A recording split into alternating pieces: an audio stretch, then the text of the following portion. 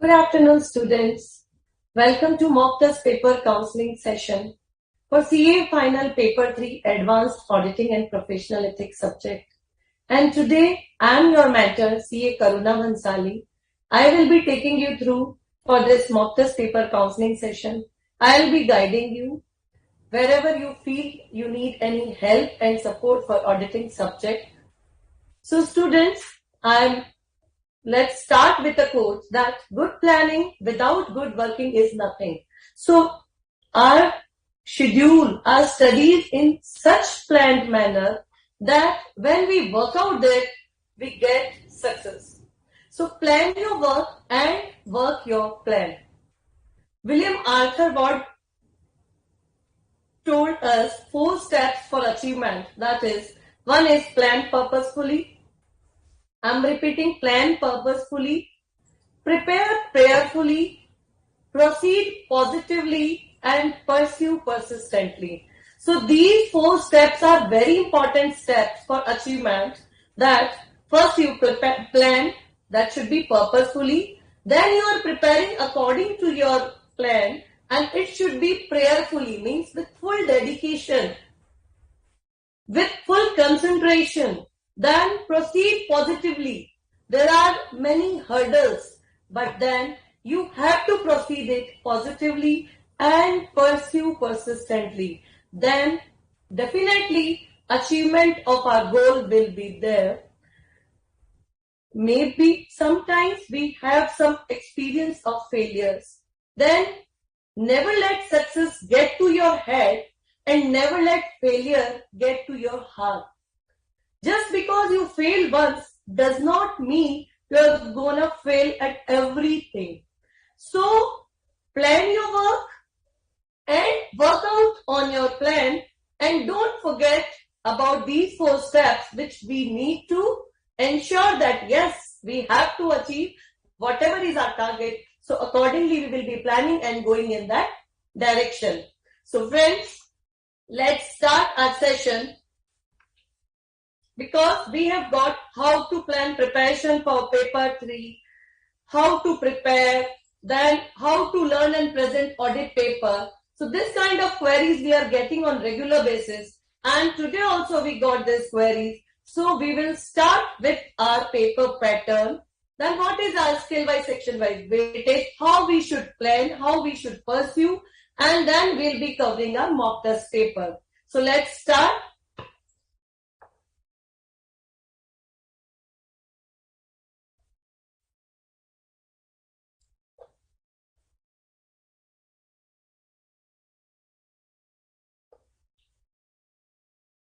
So student, first you need to understand what is the paper pattern. Our paper is 100 marks. It is divided into 2 parts. One is division A, that is MCQ part, which comprises of 30 marks. Again, this 30 marks is segregated in independent MCQ and ICS based, means integrated case scenario based multiple choice questions. So these ICS based questions are generally of 2 marks.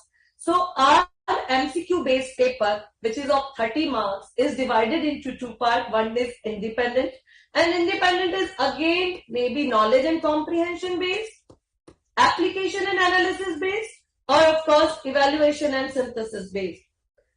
Then integrated case scenario based paper questions are such that if you want to answer that MCQ, you need to refer that case scenario, you need to properly read it, then you need to integrate many provisions, and accordingly you need to opt the best and appropriate answer.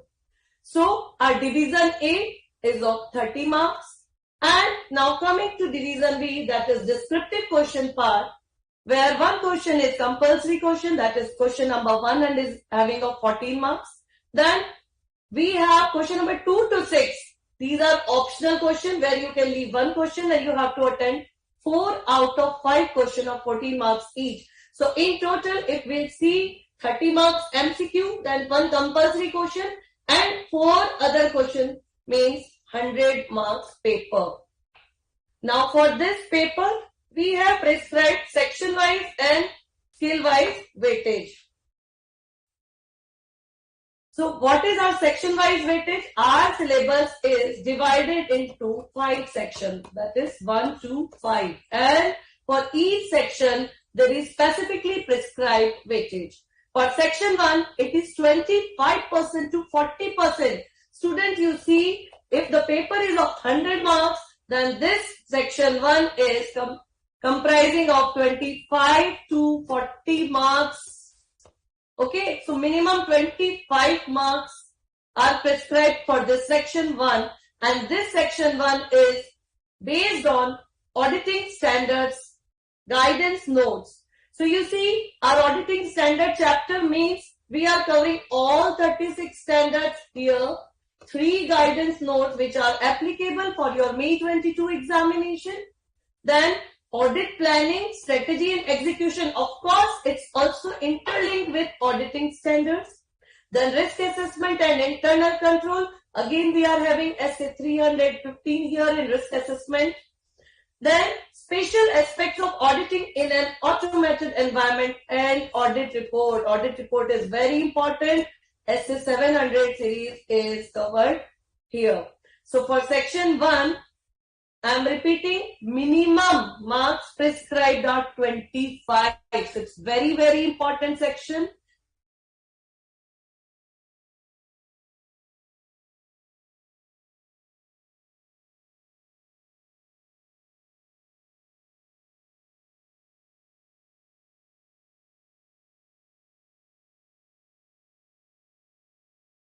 So moving to section 2. Section 2 is of 15% to 20%. In this section, we are covering audit of limited companies, liabilities of auditors, audit committee in corporate governance, and audit of CFS. Of course, limited company, LODR, and then CFS. All are interrelated, and these all topics are in section 2, and that is also 15% to 20%. Means it's also very important. Now here in audit of limited companies, we also cover our CARO 2020 because it's part of Companies Act. It's covered in section 2. Here audit committee and corporate governance means LODR 2015 is also part, and audit of CFS. Of course, here also Ind AS are part. Now, in section 3, we cover miscellaneous audits such as audit of banks, insurance, NBFCs, and tax audit. Here, you all must be aware that audit under GST law is not applicable for May 22 examination. Yes, audit under GST law is exclusion from syllabus. So you need not to study that topic for this May 22 examination, and weightage is 15% to 30%. I'm covering in faster way. Section 4, again prescribed weightage is 10% to 20%.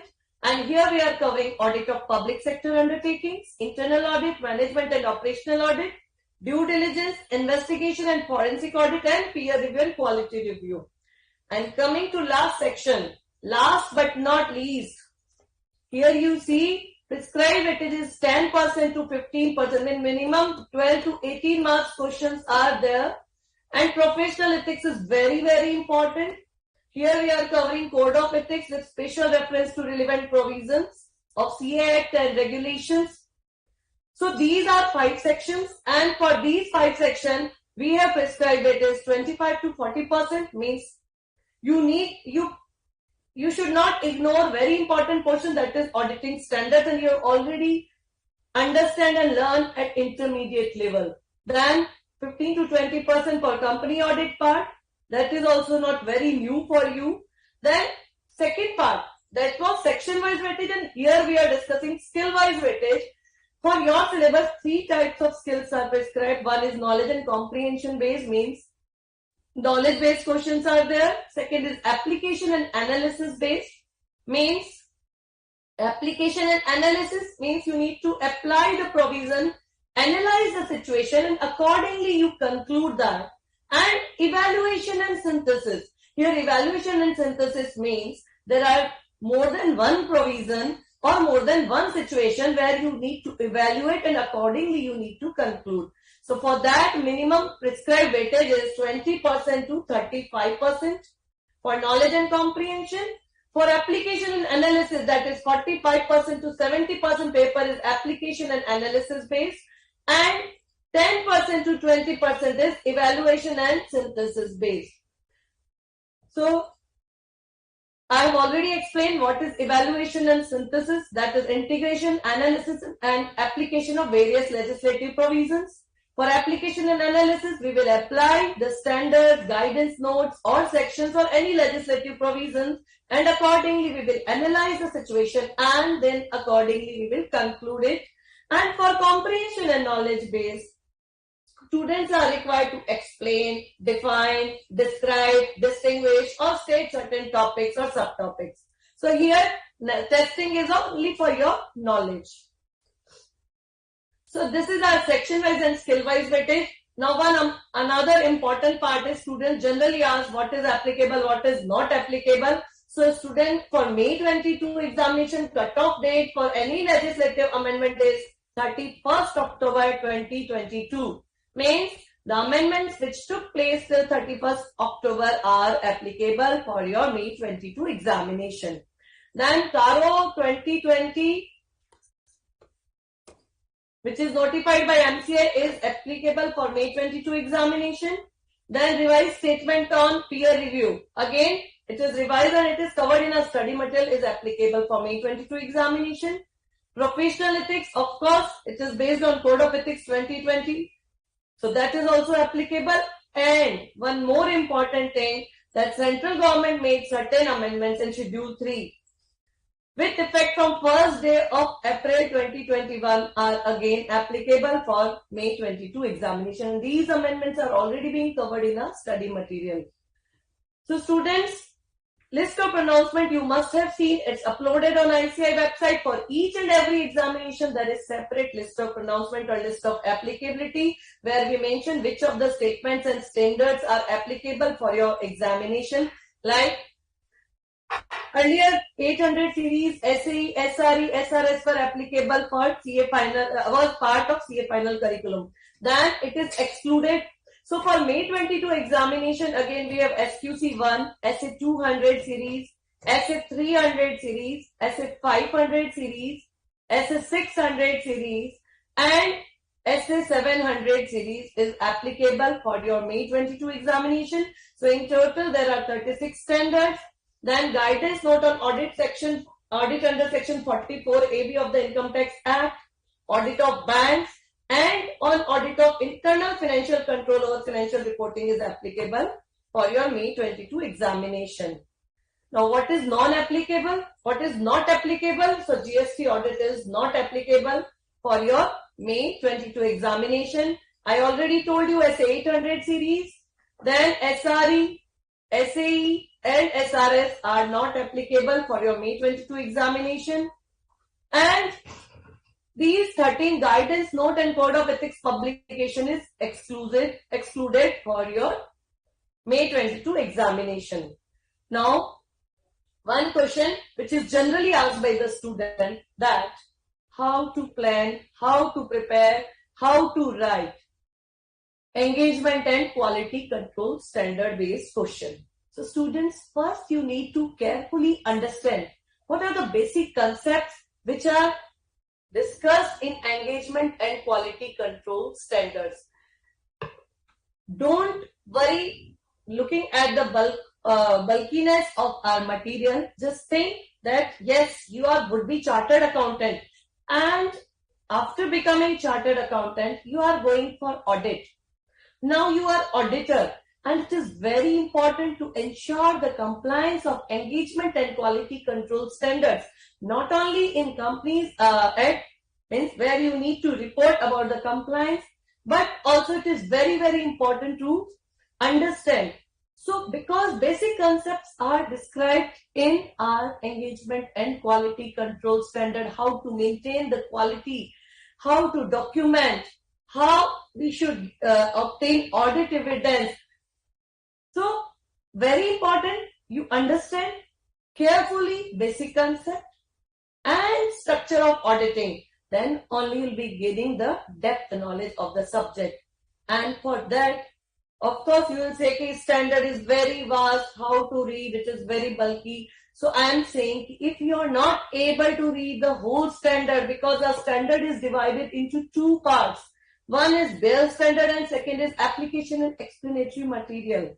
So please at least read bare standard so that you can understand what is the requirement of that particular standard, and then application and explanation material is given there for elaborating the same. So when you are reading the question in examination, the main problem arises when we counsel the student, they were not able to understand the question, or what they understood was not correct. Therefore, they give wrong answer. Whatever was the requirement of the question, they could not understand because of just reading the flow chart. Students, please don't go for any shortcut. Okay? Either you prepare your own notes or flow chart, then of course, when you will be referring the same, you will be able to understand in detail and you will be able to write the required answer. Otherwise, what will happen? If you are reading flow charts for shortcut, then you will not be able to identify the situation and you will not be able to understand what is being asked in the question, because you have not gone through the complete standard. You have gone for shortcut, so you are not aware. Therefore, you will not be able to write the required answer. So please try to understand that you need to read it carefully and read the whole standard and prepare your notes, prepare your own flowcharts. Then don't cram the content. Instead of cramming the content, please don't cram, because I have received query. Renu is asking how to cram. Please don't cram the content. Try to understand. Understand, then only you will be able to write the required answer. But then Sharan Preet is saying it's not possible to cram each and every word, but when we write in our own language, then marks are not given. It's not there. It's not like that. If you are writing required answer and correct answer, then you will definitely get the good marks. If you are cramming the content and then you forget and then you are not able to write the complete answer, or you are not able to write the required answer, then again you will not get any marks for that. But if you are writing in your own language, but of course there should be some technical words which cannot be replaced with general language, like for misstatement or for fraud. If you are writing some common or financial reporting framework, there are some important terminology, important words which are already being defined in engagement and quality control standards on auditing. So if you are not reading that, and for those important technical words you are writing a general term, then of course it might not be so impressive. You may lose few marks, but of course it will not be like that you are not getting the marks. So first very important thing is you need to understand what is the requirement of question, what is the question which is being asked in the examination question paper. Secondly, what is the requirement? Like in one question, it's being asked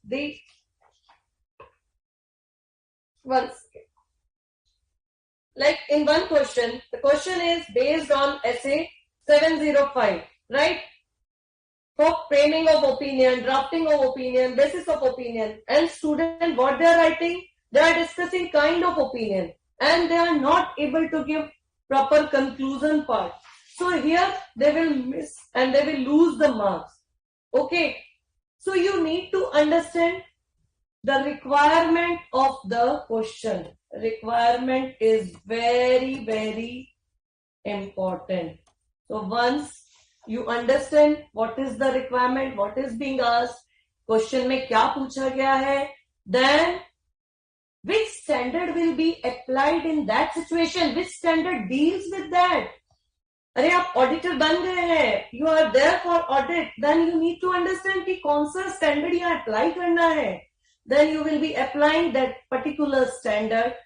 In that standard also there is specific portion which deals with that situation. You need to interlink that with particular standard and situation, and then accordingly you need to write the answer and conclude it. But don't give general points, or don't do one thing that you are writing one point in another 2-3 manners. You think that yes, this question is for 5 marks or for 4 marks. If I am writing 4 points, it's well sufficient and I will get the marks. And after the paper, you are very happy and satisfied. Yes, I have written all the 4 points and I will be getting full marks and I will be getting very good marks. But student, you need to understand, while writing in the examination, you forget that you have not referred the bare standard or you have not referred the bare material. What you are doing, you are referring short notes. You are referring tutorial notes or some books where the points are given in short and maybe one point is segregated into 2-3 points. And when you are appearing in exam, you forget, yes, these 3 points are only 1 point because in that book these are given in 3 points. So you have written those 3 points. So you need to understand that for 4 question marks, you need to give 4 complete points. If you are segregating 1 point into 3 points, and either you are writing the same point in 2-3 manners, then only for particular 1 point, 1 mark is segregated, 1 mark is allocated, so you will not get good marks. Instead of writing 4 points, but those 3 points are part of only 1 point. So you have attended, if you see honestly, it is only for 1.5 marks question. So then you will be losing the marks. So you need to understand this. So for standards, please apply the strategy. At least read the bare standard. Then application and other explanatory material is given. You can prepare your own flowcharts or diagrammatic presentation for your better understanding. Because if you are preparing at your own, of course for future revision it will be very very helpful because you have done at your own. जैसे हम रास्ते से जा रहे हैं, जब हम खुद ड्राइव करके जाते तो रास्ता हमको याद हो जाता है. तो इसी तरह से जब हमने किसी स्टैंडर्ड को पढ़ा, किसी टॉपिक को पढ़ा और हमने अपने नोट्स बनाए, अपने फ्लो चार्ट्स बनाए हैं, तो ऑफ कोर्स उसके कंसेप्ट हमें और अच्छे से समझ आएंगे और जो हमें पेपर में क्वेश्चन पूछा है हम उसका आंसर बेटर दे पाएंगे. Then try to understand the basic nature of the standard.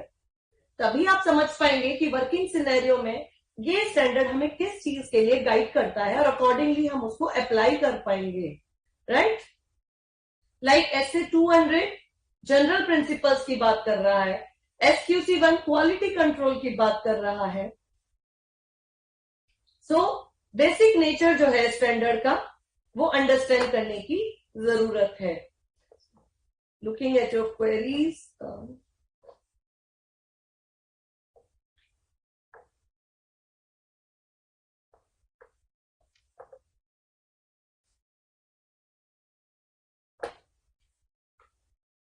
So how you should plan? कैसे तैयारी करनी है, कैसे प्लान करना है?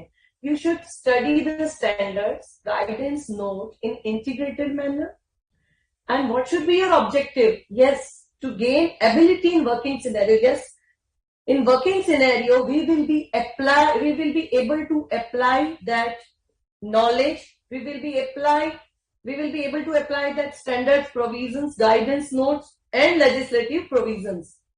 Now, one question is being asked कि case scenario based question हो तो कैसे आंसर करना है? How to answer case scenario based question? So first you need to carefully read the question, understand the question, then what are the facts which are given in the question.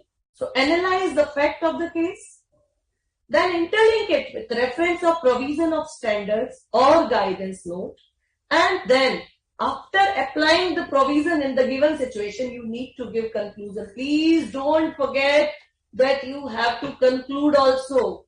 The conclusion part should not be missing. You have to give conclusion because specific marks are being allocated for that conclusion part.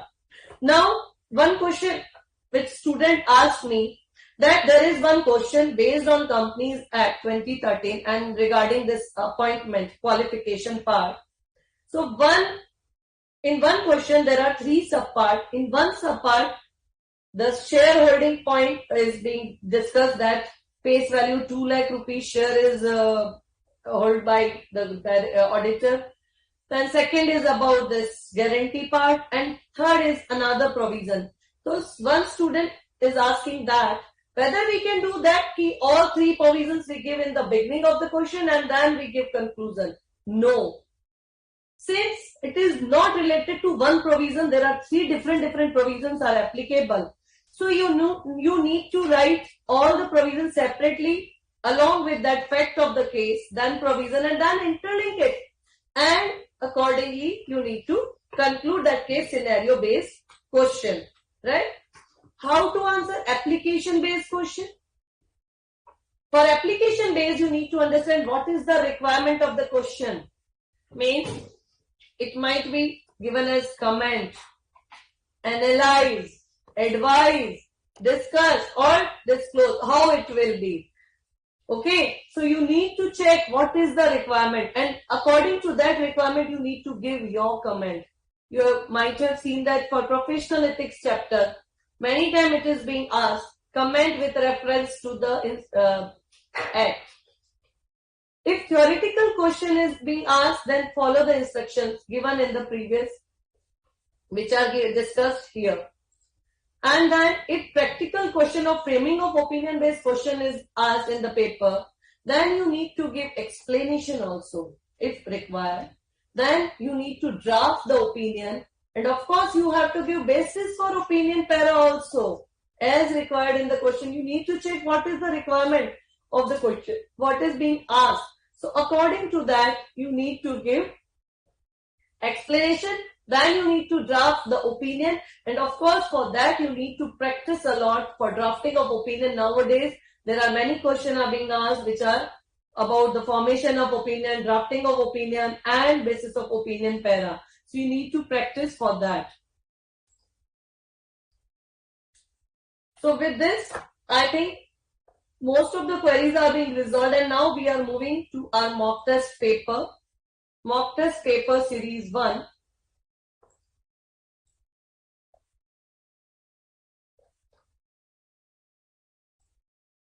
Students are asking about this integrated case scenario, that is MCQ 11 to 15.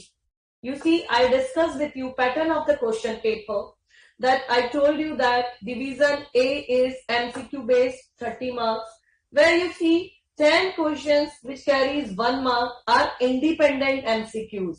And it's not that these all 10 MCQs are knowledge and comprehension based. In this situation, we have application and analysis based also. So you can see that in the MCQ part also we have application and analysis based, knowledge and comprehension based questions also. So moving to integrated case scenario 1, which is being asked in mock test paper series 1, that is Messrs. Head Limited had recently issued rights shares for all the existing shareholders. The total proceeds collect amounted to rupees 200 crore, out of which 50% was planned to be used in construction of a new factory. You see, total proceed is 200 crore, okay, which is being collected. And 50% was planned to be used for construction of a new factory. So what is our purpose? 50% is to be used for new factory construction. And next to the existing one, and the balance was to be used for working capital purpose. However, due to COVID-19 pandemic, the proposed factory work was affected, and hence the company decided to park 9% of the specific fund in a debt mutual fund instead of keeping it idle. So they have not kept it idle, and what they have done, they have invoiced 9%. They have parked it in mutual fund. Similarly, the company decided to park 11% of the working capital fund in government security. So what they have done? They have done 9% in mutual fund and 11% in government security. right? Whereas it was 200 crore. Purpose was 50% for construction of new building, new factory.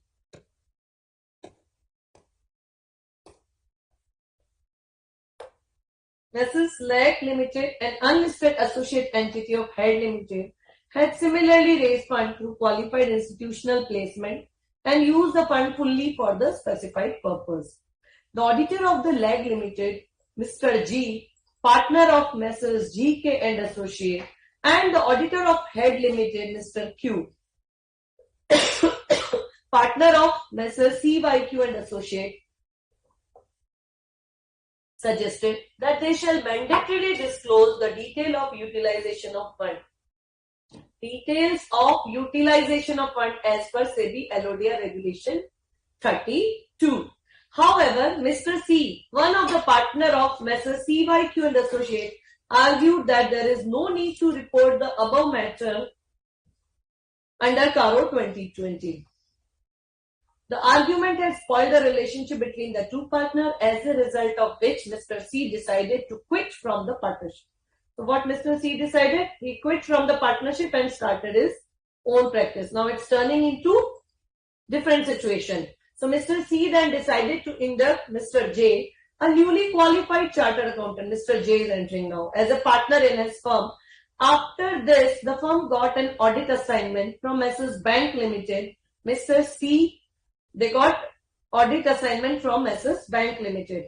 Mr. C consulted with his partner whether to accept the offer.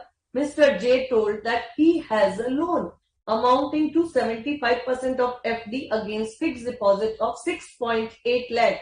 Now you need to check whether he can be appointed or not as per our provisions in the said bank, and feared that they cannot accept the offer. However, Mr. C told that since the loan is against fixed deposit, there is no problem in taking up the offer. Now you check whether it is allowed to take the loan against the fixed deposit and whether he is entitled for appointment. But he did not want to force Mr. J in giving his acceptance. Therefore, the offer was dropped. So whether it is correct or not. Few months later, Mr. C passed away. The whole firm was managed by his partner, Mr. J. The legal representative of Mr. C, Mrs. C, legal representative of Mr. C is Mrs. C, quoted the partnership agreement clause regarding the right of legal representative of deceased partner to receive share of profit from the firm and requested for such share of profit. Now here professional ethic part is coming, whether she is eligible to get the share or not.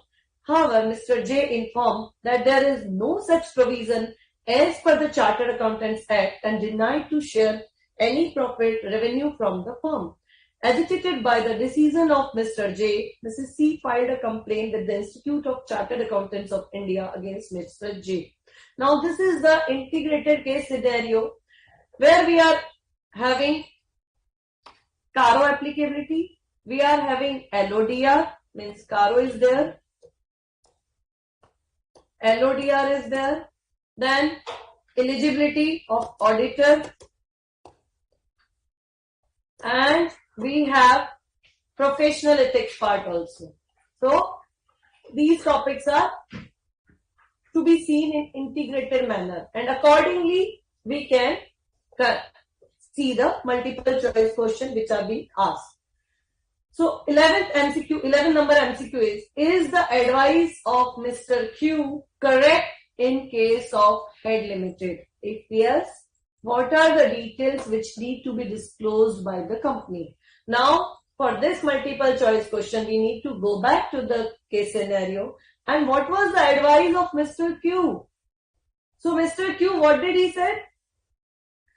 Auditor of Head Limited, Mr. Q, partner of Messrs. CYQ Associates, suggested that they shall mandatorily disclose the detail of utilization of funds as per SEBI LODR Regulation 32. So, tell me whether it should be or not. You need to tell me the answer. Option A, yes, the company shall indicate the deviation in use of proceeds and category-wise variation between projected utilization and actual utilization. Option B, No, there is no need to indicate the statement since such deviation were due to COVID-19 pandemic. Option C, yes, the company shall indicate the deviation in use of proceeds in form of an explanatory statement. D, yes, the company shall indicate percent of deviation if such deviation is more than 10% of the total allotted for the specified purpose. Hence, the company shall indicate only the deviation in utilization of fund allocated for working capital purpose. I am waiting for your answer. Please write your answer. Whether advice of Mr. Q is correct, or if yes, then what are the details? Option A, B, C or D. Which option is correct? Yes, I am waiting for your answer.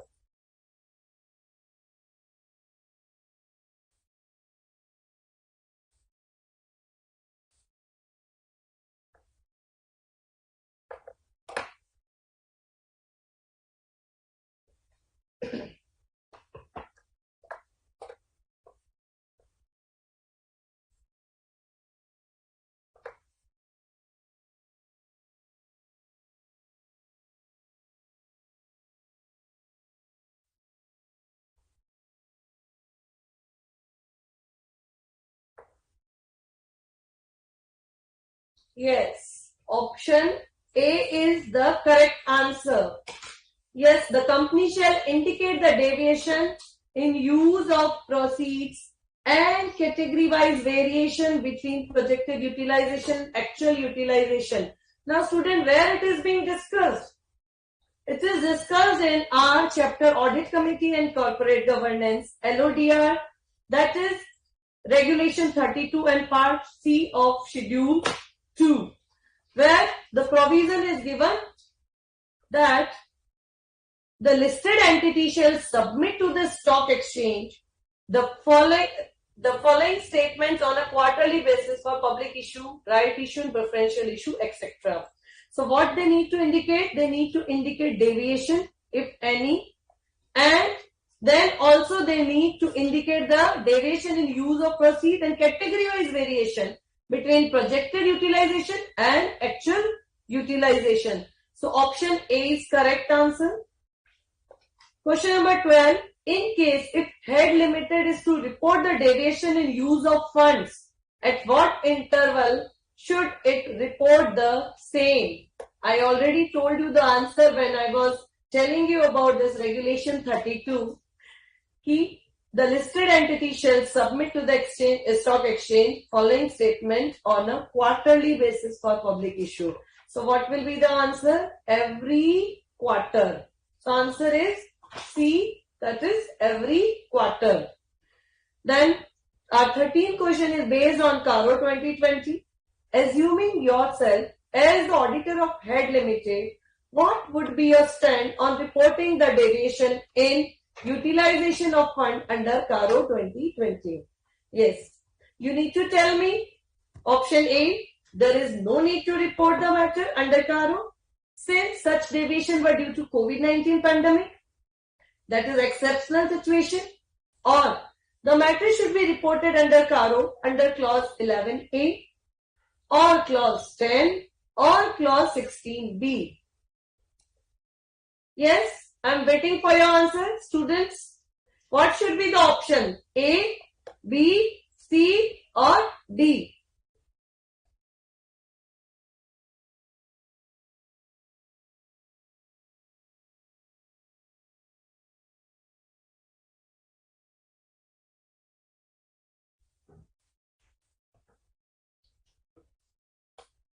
Yes, it should be reported. The matter should be reported under clause 10 of CARO 2020.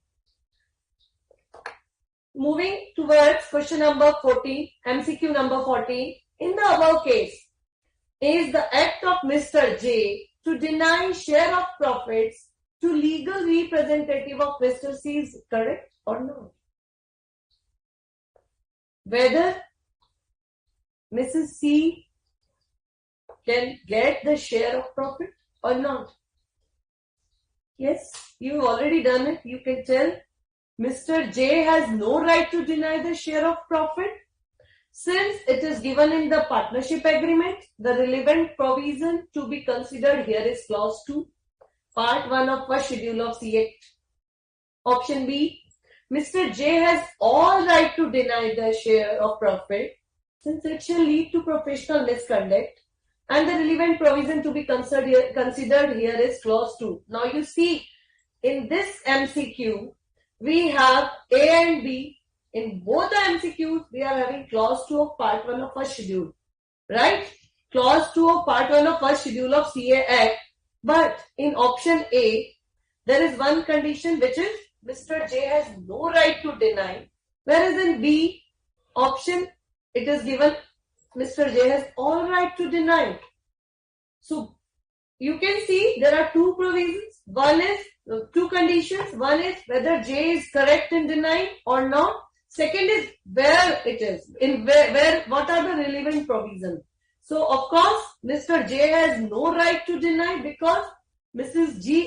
C is eligible for the share of profit as it is given in the partnership agreement, and as per C Act 1949, she is eligible for getting the same, and these provisions are discussed in clause 2 of part 1 of first schedule. 15th number MCQ, I told you it's about eligibility of appointment. So, had the firm accepted the audit assignment of Bank Limited, would it have led to invalid appointment as per the Companies Act 2013? If yes, under what provision? So, what was the situation which was discussed in the scenario that Mr. C and Mr. J, okay, firm got an audit assignment from Mrs. Bank Limited and Mr. C consulted. What it was that? He has a loan. Mr. J told that he has a loan amounting to 75% of FD. 75% of FD. And FD kitna hai? 6.8 lakh. So what it will be? 75% of 6.8 lakh. We need to calculate, and it's more than 5 lakh. Therefore, it will be eligible or not? So looking at the option, no, as explained by Mr. C, since the loan was against a fixed deposit, loan against the collateral appoint of the firm would not void, and they can accept the offer? No, it's not correct. Yes, the acceptance of the offer would have led to invalid appointment of the firm as per section 141(3)(d)(2), in C part 141(3)(d)(3), and in D part 141(3)(c)(2). So you need to check the section which is applicable. So option B is correct. Yes, because it is given in 141(3)(d) and part 2. So option B is correct option. Some students are asking to cover the integrated case scenario 2 also, where MCQ 16 and 20 is being discussed. So we are covering that also. In integrated case scenario 2, where MCQ 16 and 20 is being discussed, Messrs. Audit and Company were appointed as internal auditors of Messrs. Manufacturing Limited, whose shares were held by Mr. F, Mrs. F, and Mr. S and Mrs. D in equal proportion. See, in equal proportion, Mr. F, S, and Mrs. D. CA Senior and his article assistant, Mr. Junior, were part of the team which was looking after the work assignment. As a part of the work, Mr. Junior was required to take care of the P2P internal control established to ensure the three-way match is properly functioning. Being new to internal audit, he asked for help from a fellow team member. Please help me in that matter. So he is asking for help. After, what about? It is P2P internal controls. Okay. Now, what is P2P internal control? That we'll be discussing in MCQ number 16. After completion of the audit, the firm submitted its report directly to the board of directors of the company. A copy of the same was also sent to the company statutory auditors. The report had clearly mentioned that the existing internal audit system in the company was not commensurate with its size and nature of business. So, when we completed the audit, firm submitted its report directly to whom? Board of Director, and copy was sent to company statutory auditor. And in that report, it was clearly mentioned that existing internal audit system in the company was not commensurate with the size and nature of business. Following this, the company offered the assignment of tax audits. Here they are offering one assignment to Messrs. Audit and Company.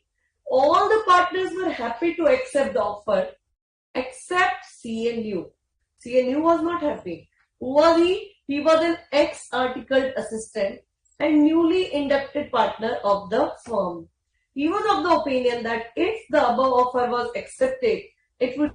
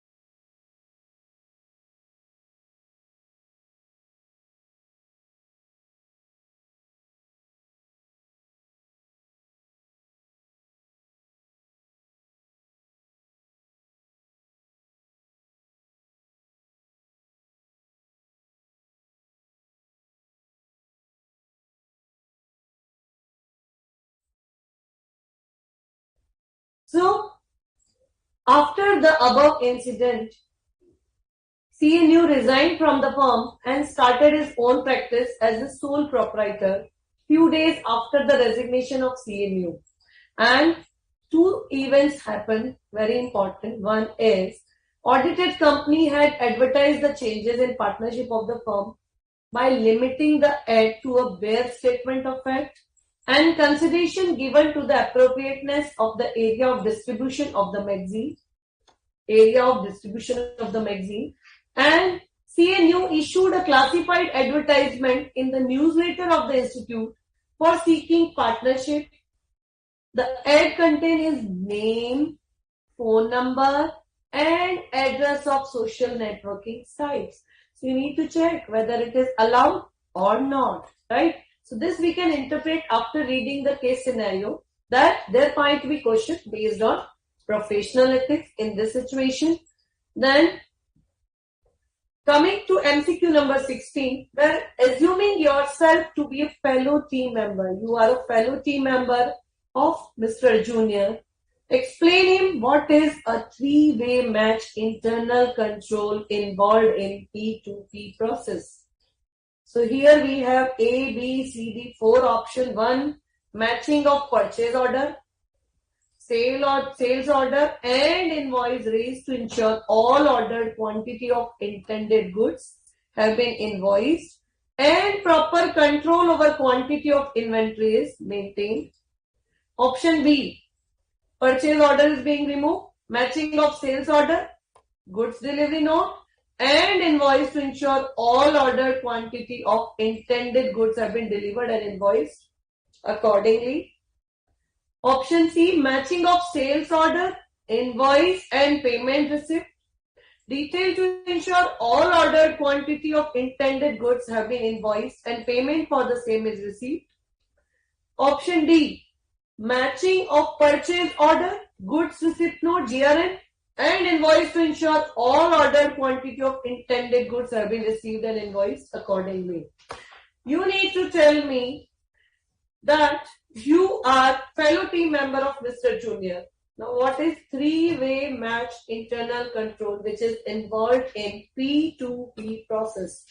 P2P process. Yes. So students, here review of three matching internal control involves matching of purchase order, goods receipt note and invoice to ensure all the ordered quantity of the intended goods have been received and invoiced accordingly. The failure of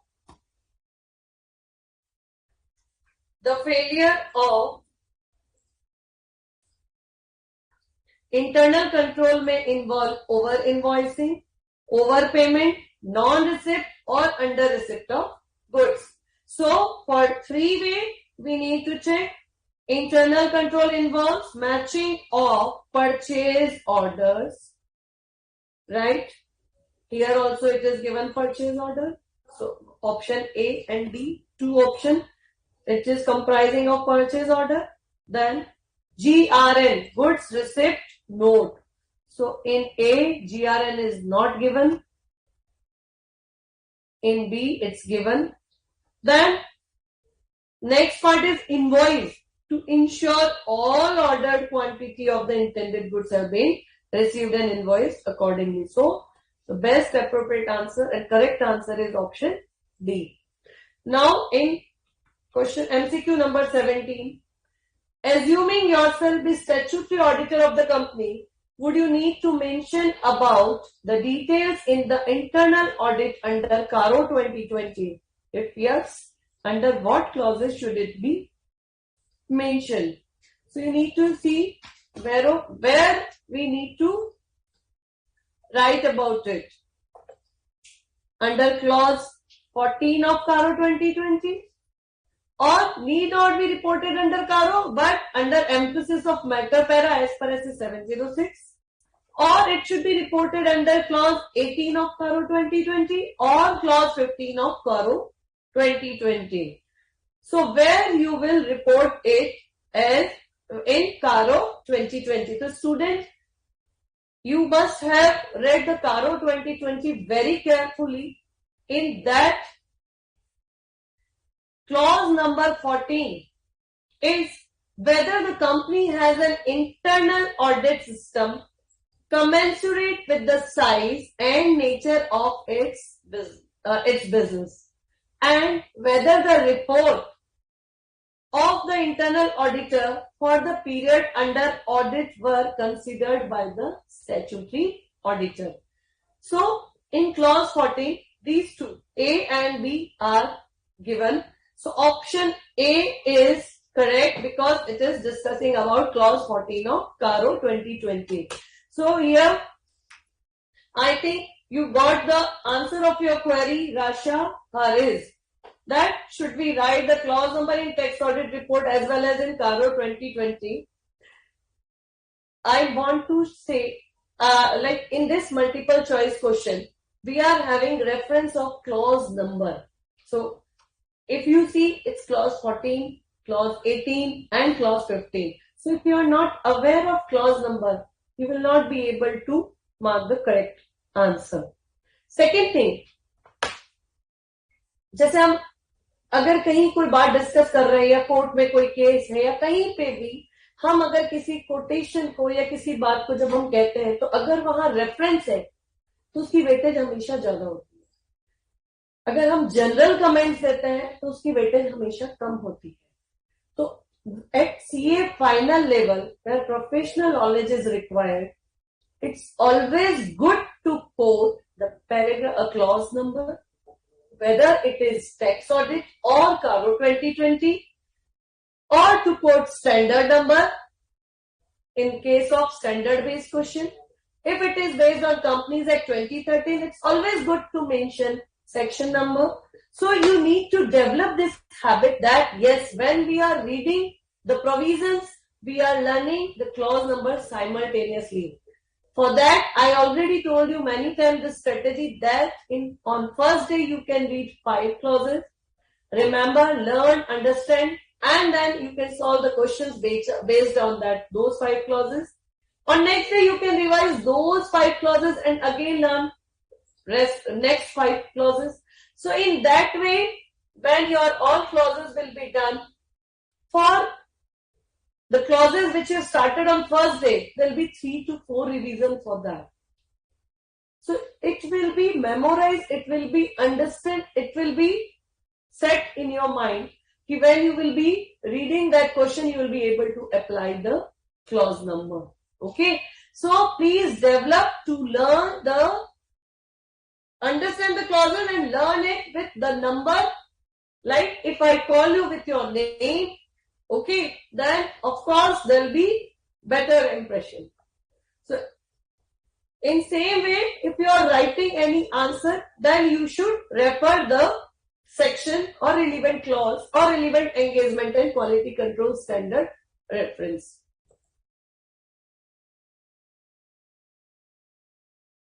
Moving to 18th number question. From the above information, what Messrs Manufacturing Limited appointed as internal auditor, what could you infer about their paid up share capital, outstanding deposits and turnover? So now you are aware that every unlisted public company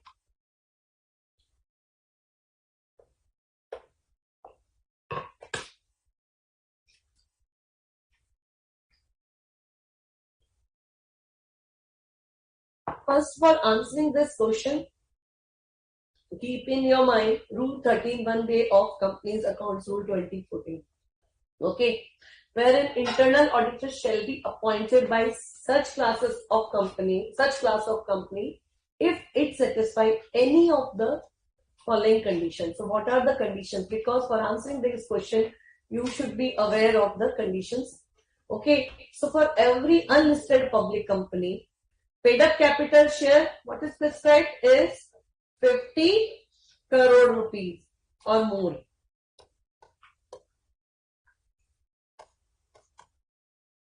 Or more, right? for turnover of 200 crore rupees or more during the preceding financial year. Right? So, turnover 200 crore or more. Then, outstanding loans or borrowings from banks of a public financial institution exceeding 100 crore rupees or more. So, for outstanding loans and borrowings, 100 crore or more. And for outstanding deposits of 25 crore rupees or more at any point of time during the preceding financial year end. So for this question, Messrs Manufacturing Limited appointed an internal auditor. So what are the criteria best satisfying? We have already seen that paid up share capital should be 50 crore or more, right? For deposits, it is 25 crore or more at any point of time. Then for loans or borrowings, it is 100 crore or more. And for turnover, it is 200 crore or more. So, which one is the correct answer? It's option C is correct answer, where paid up share capital is 50 crore or more.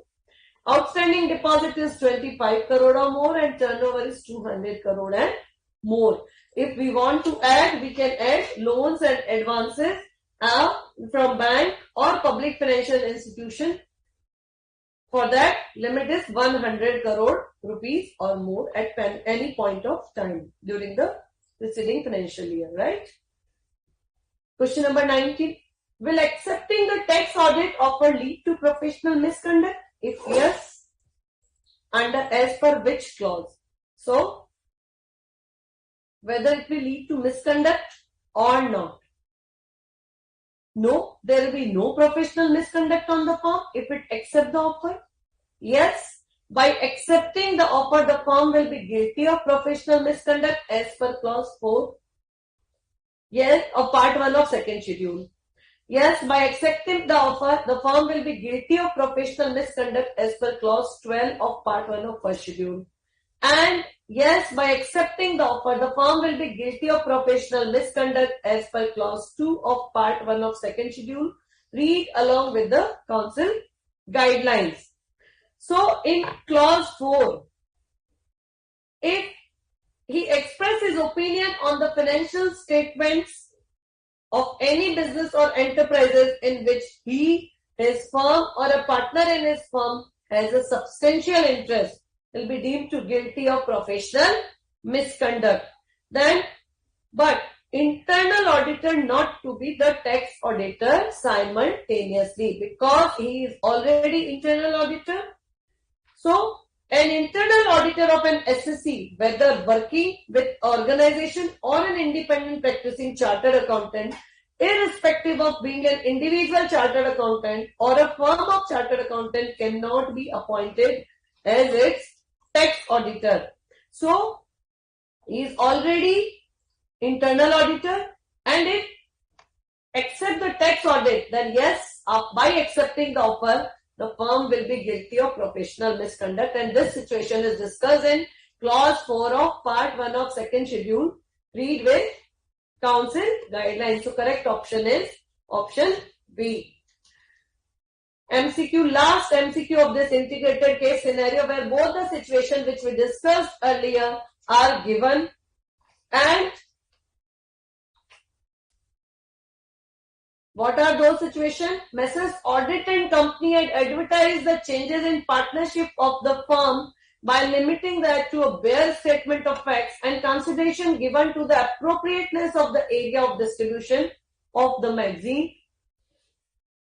For this, members should not advertise for soliciting work or advertise in a manner which could be interpreted as soliciting or offering to undertake letter to which will be as soliciting or offering to undertake professional work.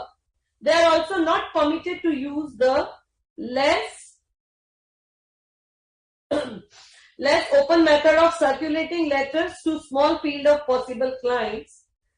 Personal canvassing or canvassing for clients of previous employer through the help of the employer also not permitted. A member may, clause 6 solicits client or professional work either directly or by indirectly. Okay. In that we have two things. One is a member is also permitted to issue a classified advertisement in the journal, newsletter of the institute intended to give information for sharing professional work on assignment basis or for seeking partnership work. But what they can share or what they cannot, provided it only contain the accountant's name. So in that situation, what he has shared is name, number, and address of social networking. So it's permitted to share the name, then address or telephone number, fax number, email, address and address of social networking site of members. Okay, so there is no misconduct in that part. Then in first part, Messrs. Audited company advertise the changes in partnership of the firm by limiting the ad to a bare statement of fact. So that is also allowed. A member may advertise changes in particular in partnership or dissolution of a firm or of any change in the address of practice and telephone number, and such announcement should be limited to bare statement of fact and consideration given to the appropriateness of the area of distribution of newspaper or magazine and number of insertion. So here also it is with appropriateness of the area of distribution of the magazine. So bare statement of fact is also there and appropriateness of the area is also there. So there is no misconduct. So option A, incident 2 makes CNU guilty of professional misconduct since he is advertising for seeking partnership. No, because it's allowed under clause. Then B, neither of the incident violate any provision of the Chartered Accountant Act. Hence, there is no professional misconduct. Yes, option B is 100% correct because in both the situation, he is not violating any provision of the CA Act. So, there is no professional misconduct. So, with this, we have completed both the integrated case scenario.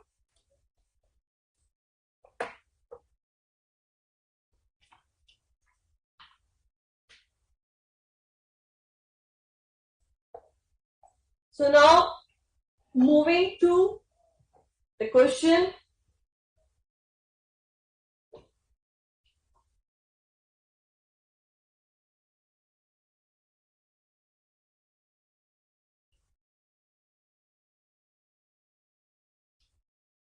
Mock test paper series 2, integrated case scenario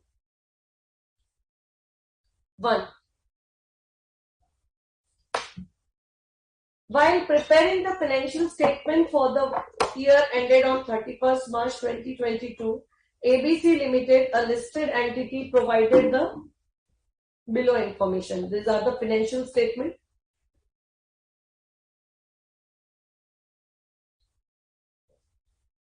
Excerpt of stand-alone balance sheet of ABC Limited. Now here, what is being given, please see. In financial liabilities, under current liabilities head, in financial liabilities, we have trade payables.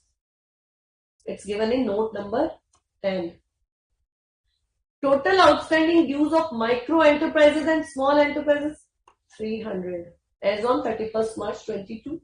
And total outstanding dues of creditors other than micro enterprises and small enterprises are 210. Okay. Now, if we refer note 10, aging of trade payables. In particulars, if we see aging, it's segregated in less than 3 years, 3 to 5 years, more than 5 years, total non-MSME trade payables, MSME trade payables and total trade payables. In that also there is one segregation, that is disputed and undisputed. So if we see for disputed also and for undisputed, it is given as for disputed less than 3 years is 100, undisputed is 100 and disputed is 10. For 3 to 5 years, undisputed trade payables are 50 and disputed are 20. For more than 5 years, undisputed are 30 and disputed are 0. Total non-MSME trade payables are, for undisputed it is 180 and for disputed it is 30. For MSME trade payable, 160 is undisputed and 40 is disputed. If we see total, 340 is undisputed and 70 is disputed.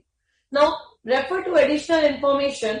Mr. A, while performing the statutory audit of ABC Limited, identified that the total trade payables reported in the balance sheet as on 31st March 22 and the amounts reported in Note 10, aging of trade payables are different.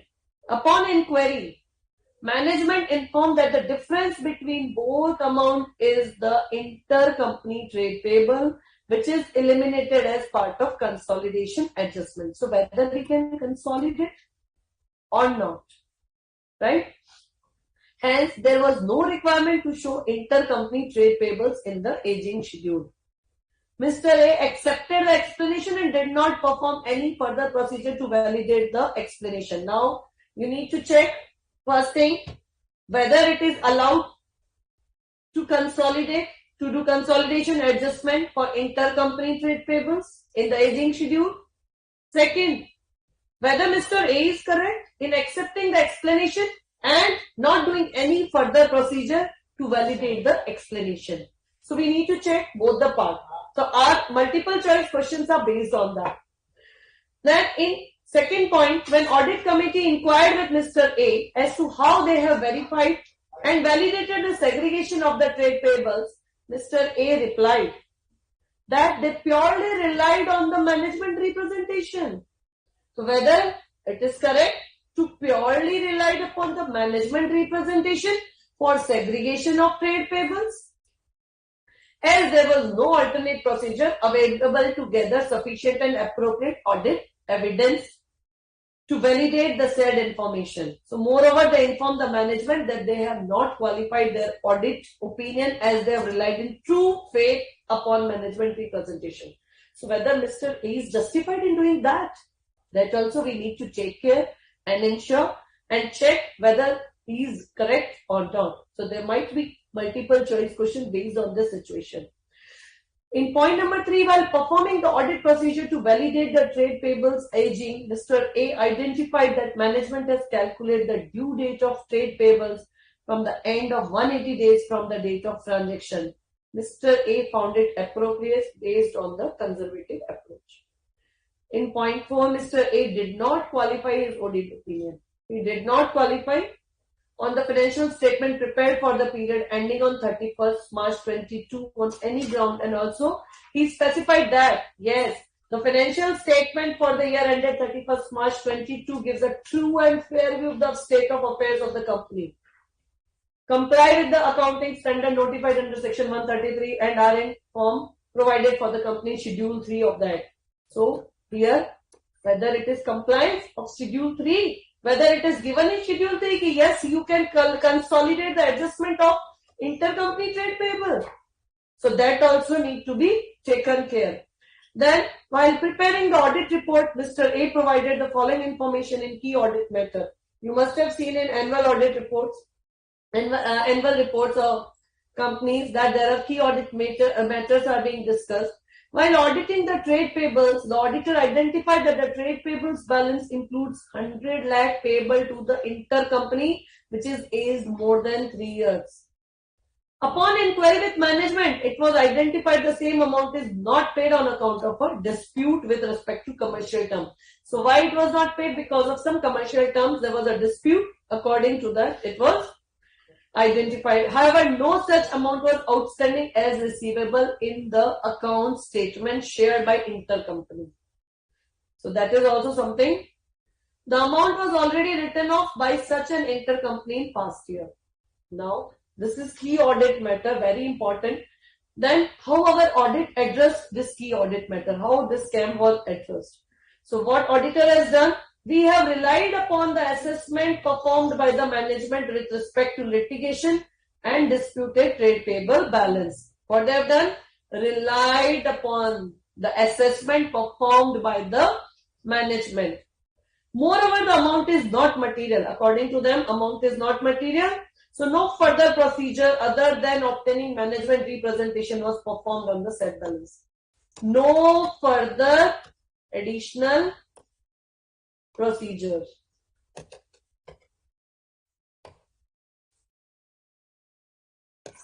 Only relied on management representation. Was it in order? Can we rely only on management representation and auditor is not required to proceed any further or the additional procedure? Other than the disputed trade payables disclosed, there were claims against the company which were not yet acknowledged as debt. The aggregate amount and exposure for such claim were 25 lakh. As per an expert hired by the management, no amount is required to be provided in books of account. As all the claims, there are high chances that the decision will be in the favor of the company. So they have not done. Following were the materiality level decided by the auditor for current period's audit. Overall materiality 50 lakh, performance materiality 5 lakh, and materiality for aggregate uncorrected misstatement is 1 lakh. So, if we read 11 MCQ, in the given situation, whether Mr. A will be held guilty of professional misconduct? Yes or no? Yes. In A, B and C it is given yes. And in D it is given no. If yes, then whether it will be clause 7 of part 1 of our schedule, clause 7 and part 1 of our schedule, clause 7 and 8 part 1 of second schedule. Yes? Please write your answer.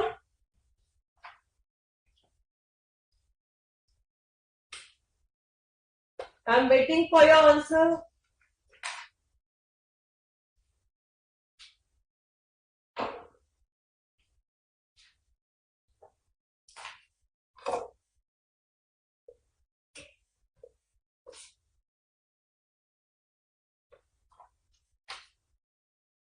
Yes, you are right. Mr. A is guilty of professional misconduct under clause 7 and 8 of part 1 of second schedule. Grossly negligent, due diligence, yes. So option C is correct answer.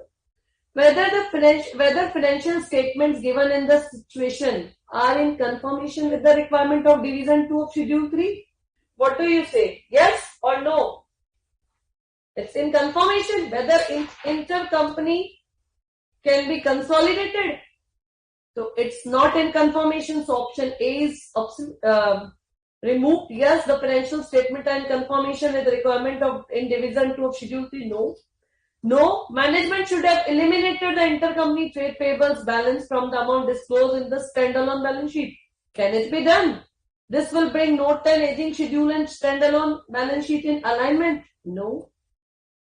In option C, the management should not have disclosed the disputed trade payables less than 3 years, as these trade payables are still under the period of limitation as per Limitation Act. No, there is no requirement. So option D is correct option. Management should have added the intercompany trade payables balance to the aging schedule because it is requirement. It is the requirement of schedule 3 division 2. They need to mention it. So it should be added to the aging schedule, and this will bring note 10 aging schedule and standalone balance sheet in alignment. So note 10 will be okay. So option D is correct answer. In MCQ number 13, in continuation to MCQ number, what is an appropriate way to report? So they have not qualified the report. We have seen it. They have not. The illustrator did not qualify his audit opinion. So whether he is correct? No, he should. So what he should do? He should express a modified opinion. He should express an unmodified opinion. So in option B, it is given unmodified opinion.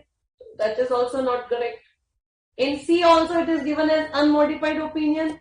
That is not correct. So for option A and D, in D what it is given? Mr. A should have reported matters related to trade payables aging as a qualification in key audit matters, as he was not able to obtain all the explanation and information required and sought by him. And in option A, A should have expressed a modified opinion if he was not able to gather appropriate and sufficient audit evidence. Yes. He was not able to gather appropriate and sufficient audit evidence. It is given in the question to validate the disputed trade tables. So he should not rely only on management representation. No? He should have modified or issued an adverse opinion as financial statement were not in conformation in requirement with Division 2 of Schedule 3. Because Division 2 of Schedule 3's compliance is very, very important. It is required. If it is not in compliance, then of course he should have modified or adverse opinion should be issued. So option A is correct answer. MCQ number 40, whether the reporting performed by Mr. A related to intercompany trade payables under the paragraph section of key audit method in the audit report is appropriate. So we have 4 options and we need to check which one is the best one and appropriate. So Mr. A should have expressed an unmodified opinion if he was not able to gather appropriate and sufficient audit evidence to validate the disputed intercompany trade payable. As per SA 701, those matters that in the auditor's professional judgment were of most significance in the audit of the financial statement of the current period are key audit matter. That is definition. That is correct.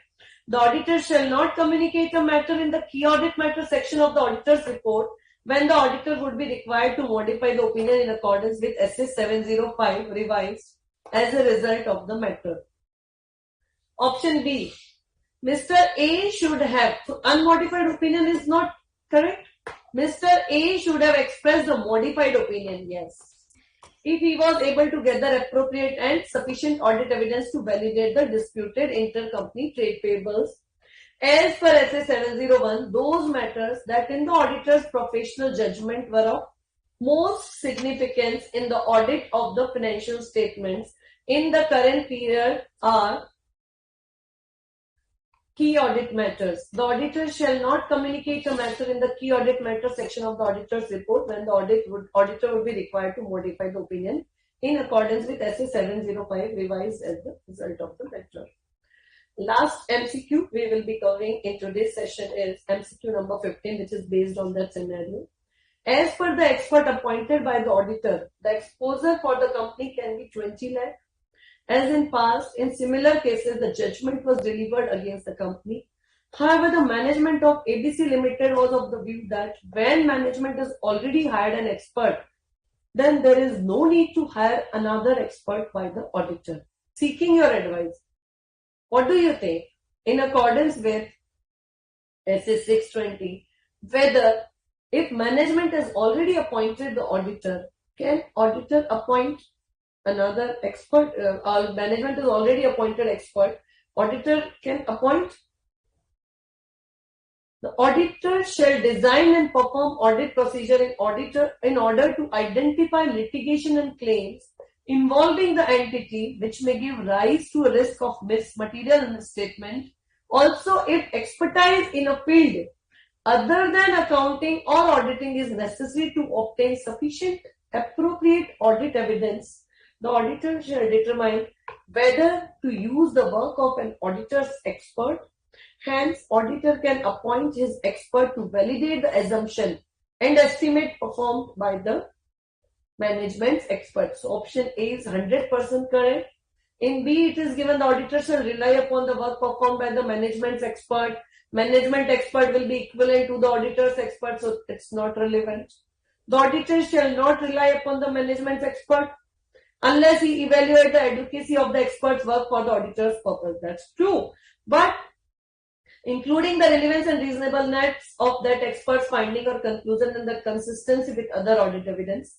Although in the current case, there is no consonance between the management's expert finding and other audit evidence, the auditor is still required to be relied. No, that is not correct. Otherwise, the option is correct. But the auditor is still required to rely upon. No, it's not correct. So, option A is correct. The auditor shall rely upon the management's expert without evaluating. That is also not correct because they have to evaluate the advocacy of the expert's work. For that, relevance and reasonableness of expert's finding and conclusions need to be checked. So, option A is correct. So, with this, we have covered our all 3 integrated case scenario which were asked by you students. So,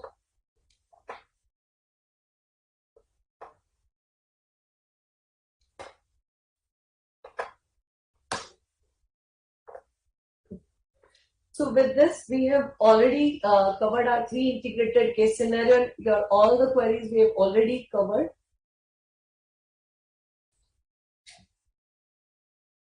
And time is also indicating us to wind up the session.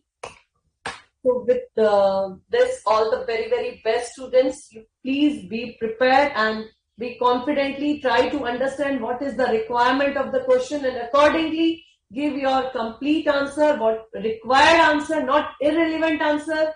Don't write much. Whatever is being asked, it should be complete and comprehensive and covering all the points and all the parts of the question which is being asked in the question paper. With this, all the very best, and I am CA Karuna Bansali. If you have any of the query which is not being resolved in this session, you can write to us on auditing-final@icai.in, or you can also send to the us through Ask Your Query app, which is on mobile app. You can use that and your query will be resolved shortly. With this, thank you very much.